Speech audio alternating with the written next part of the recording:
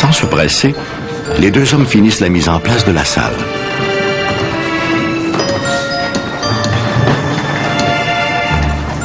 Dans le local au dernier étage, le concierge et son assistant ont aligné une 60aine de chaises. Une matinée d'information avec projection audiovisuelle y est prévue pour le lendemain matin. Dernier détail, les hommes descendent les stores qu'ils brochent une fois en position.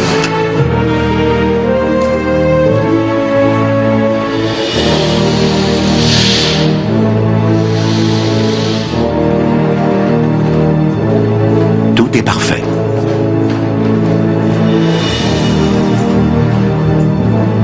Les employés quittent la pièce en prenant soin de bien refermer la porte derrière eux.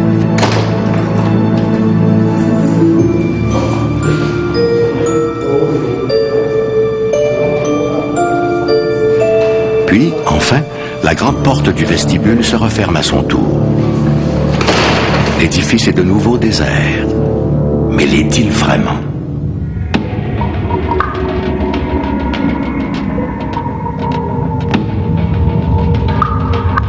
Le moindre craquement, le moindre bruit résonne avec écho dans les pièces désertées.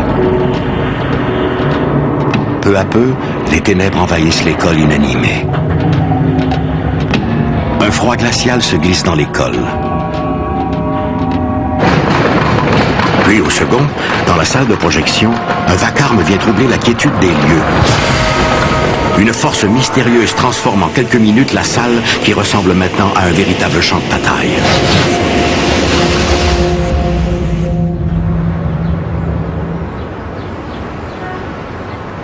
Construite en 1904, l'école de l'avenue Mackay abrite aujourd'hui les archives et le musée de l'éducation publique d'Edmonton.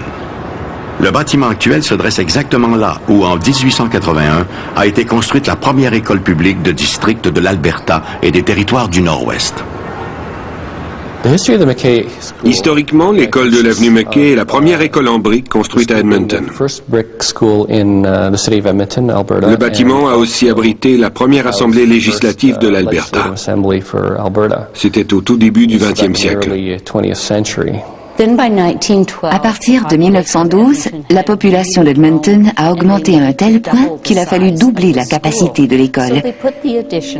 C'est à cette époque que cette section a été ajoutée, toujours aussi glorieuse. À son apogée, en 1916, l'école comptait 456 écoliers. Ensuite, la population estudiantine n'a cessé de décroître. En 1983, faute d'étudiants, l'école a été fermée. Certains de ses élèves sont devenus des personnalités du monde des arts, des affaires et de la politique. L'acteur Leslie Nielsen, le juge Ronald Markland de la Cour suprême et l'ancien président de la Ligue nationale de hockey, Clarence Campbell, sont du nombre. Malgré son changement de vocation, l'école de l'avenue Mackay est demeurée le théâtre d'une kyrielle d'événements étranges, voire inexplicables.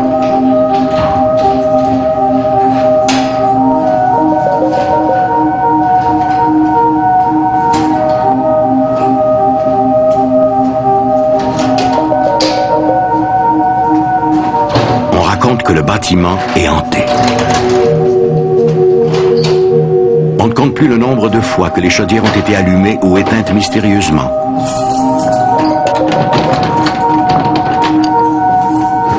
Le nombre de fois où des portes verrouillées ont été découvertes déverrouillées, ou encore le nombre de fois où des objets ont été déplacés dans l'école. Mais qui serait à l'origine de tous ces phénomènes?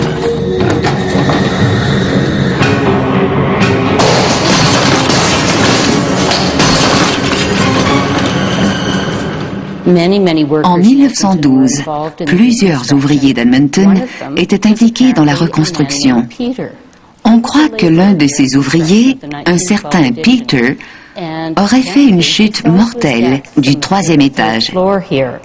Son esprit n'a apparemment jamais quitté l'école Mackay. Il y est toujours. Le fantôme de Peter, décédé en tombant du toit le 3 janvier 1912, entrait-il vraiment ses murs? Les manifestations du musée Mackay sont si notoires que tous les employés refusent systématiquement d'y demeurer seuls.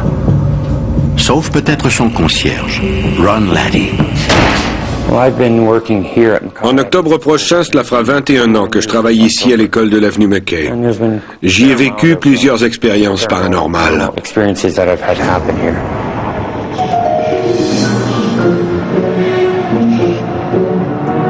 Depuis plus de 20 ans maintenant, Ron Laddie voit à la préservation des collections et à l'intégrité du bâtiment. Personne ne connaît mieux que lui le musée McKay, mais aussi ses invisibles locataires.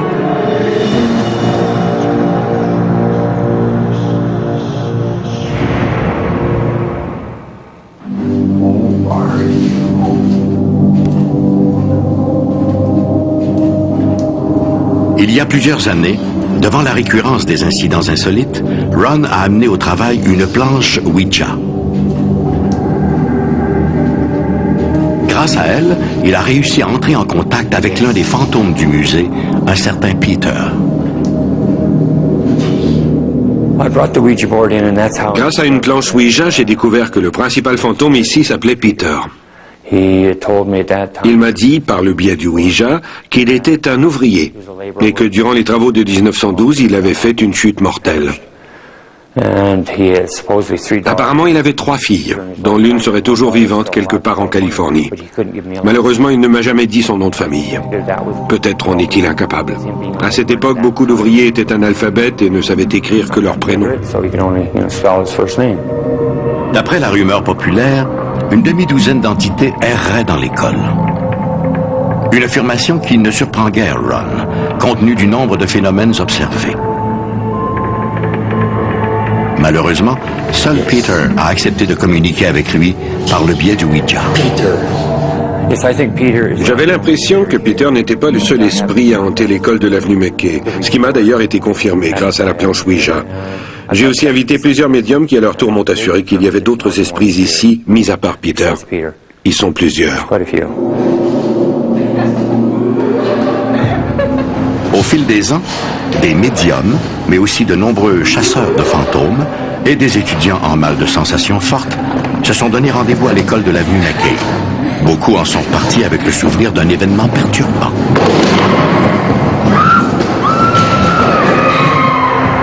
Au milieu des années 1990, l'auteure Barbara Smith, qui a signé plusieurs livres sur les fantômes, y a elle-même été témoin d'un incident particulier. La présence de Peter a bien été documentée. En 1990, j'ai invité des médiums, mais Peter ne s'est pas manifesté. En revanche, nous avons eu droit à d'autres esprits. À un moment donné, par exemple, nous étions réunis dans une petite chambre du bas et une des médiums a dit ressentir une douleur à la mâchoire. Ron, qui travaille ici depuis longtemps, lui dit qu'elle était en fait assise dans l'ancien bureau du dentiste. Très intéressant, non? L'absence de Peter lors de cette soirée était d'autant plus intéressante qu'il entretient une sorte de franche amitié avec Ron.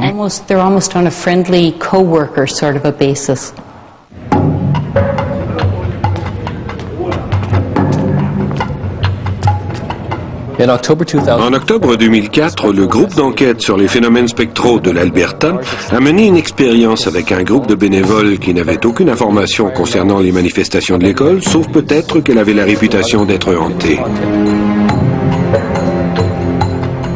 Les enquêteurs, qui préconisent une approche scientifique des phénomènes paranormaux, ont choisi une trentaine de personnes auxquelles ils ont remis un questionnaire. Ils leur ont ensuite demandé de circuler par petits groupes de 5 ou de 6. Chaque individu était invité à déambuler dans une vingtaine d'endroits et devait décrire ses impressions. Ces gens n'avaient aucune information sur ces lieux précis ni sur les manifestations rapportées. À l'issue de l'expérience, les enquêteurs du SIGA ont constaté qu'un nombre anormalement élevé de participants avait rapporté des sensations d'inconfort dans plusieurs pièces. 70% des bénévoles ont ciblé des lieux qui, effectivement, correspondaient à des endroits où des manifestations avaient été rapportées. Si ces données statistiques étaient à prévoir auprès des gens bien au fait des manifestations, rien n'aurait pu permettre de les anticiper auprès des sujets qui ignoraient tout des hantises de l'école. Pourtant, ceux-ci, dans une très forte proportion, ont ciblé les mêmes pièces. L'étude menée par le groupe SIGA ne fait qu'étayer la croyance, une certitude pour plusieurs, que l'école de l'avenue Mackay est hantée. Il y a plusieurs esprits ici sur l'avenue Mackay. Ils sont amicaux, ils se sentent bien et n'ont pas du tout l'intention de partir. Pour Ron Lady, les invisibles locataires de l'école font maintenant partie de son quotidien. Il faut dire que le technicien se trouve une certaine affinité avec ses visiteurs d'outre-tombe, et en particulier avec Peter. Peter a fait sa chute mortelle lors des travaux de 1912. C'était le 3 janvier. L'école originale, aujourd'hui située dans la section sud-ouest du bâtiment, a ouvert ses portes le 3 janvier 1882. Et je suis né aussi un 3 janvier. Une coïncidence pour le moins extraordinaire. Une chance sur 48 millions selon les statistiques. Mais est-ce une preuve? C'est une tâche impossible que de convaincre un sceptique que les esprits existent